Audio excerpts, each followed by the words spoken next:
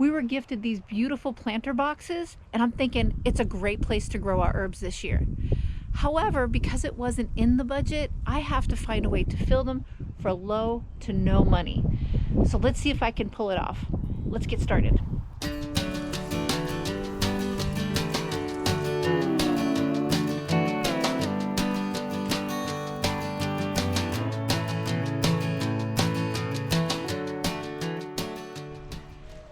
Welcome to Maplewood Homestead. My name's Nancy, and if this is your first time here, welcome.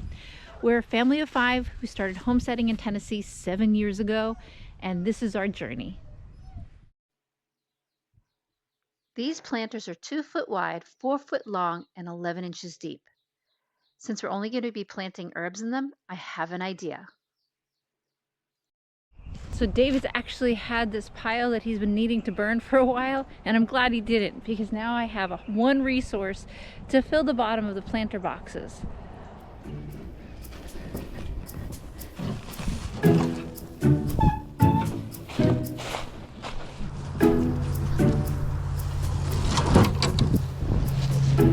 here's what I'm going to do. I'm going to start by putting these on the bottom of our planters.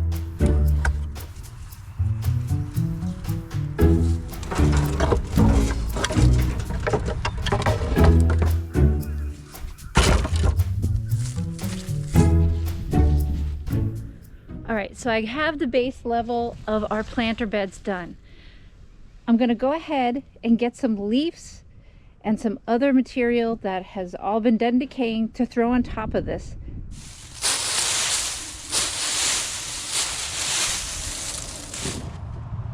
The next layer is going to be a layer of leaves. If you go out into the forest, there is a natural layer of leaf litter that decomposes and forms that really beautiful earth that's out there, which will be the secret to our next component. But for now, let me get the leaves in here.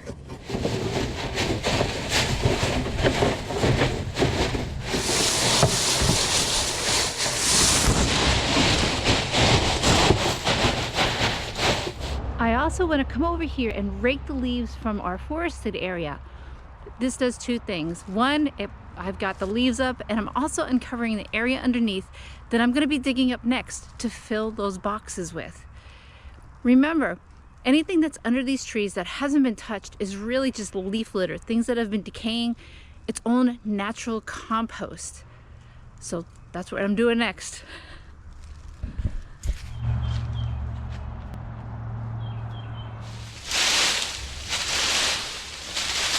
Next thing I'm going to do is dig this up and put it in my planter box. Look at that. This is amazing. Just the way it was designed to do. Break down and create nutritious soil.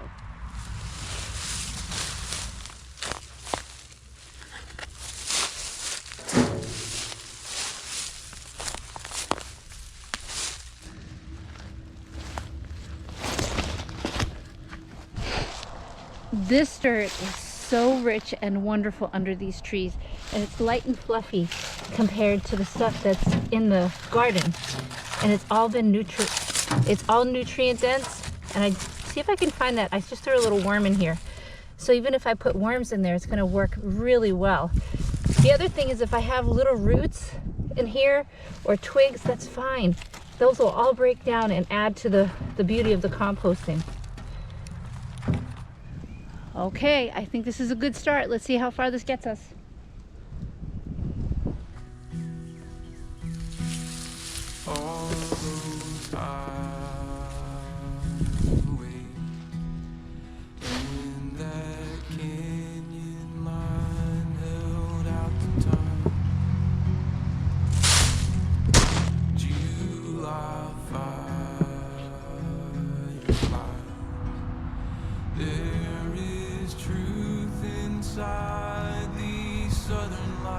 That's my friend Wally. Hi, Wally. Oh, Wally brought a friend too. Lulu. Hello, Lulu. Oh. And there's another one. Holy smokes. I think this is going to be real good, guys. So that's beautiful. One wheelbarrow full, brought it up to about 2 inches from the top. Next thing I want to add to this is some of our rabbit poop. I'm going to go ahead and mix it in, And I have one last thing to add before we call it done. More worms. Oh, the soil is going to be lovely.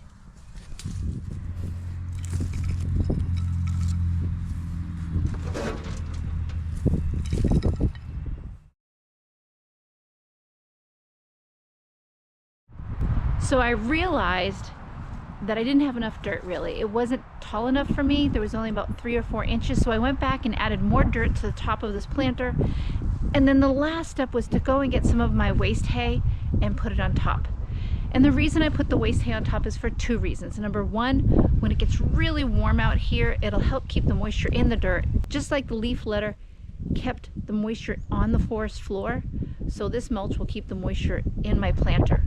The second thing is it will keep weeds down. Some people may disagree because hay will carry seed in it. Yes, it does. And yes, you will have weeds grow up.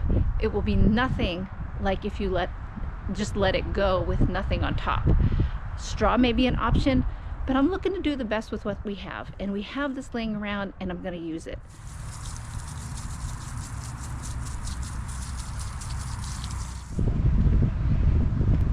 I want to let you know that I got this idea through my conversations with Brenda over at Pop-Up Homestead. You can check out their channel. She and I were talking about how I've been gifted these used planters, and I was a little bit leery about it because I didn't know how to fill them, and she recommended this method.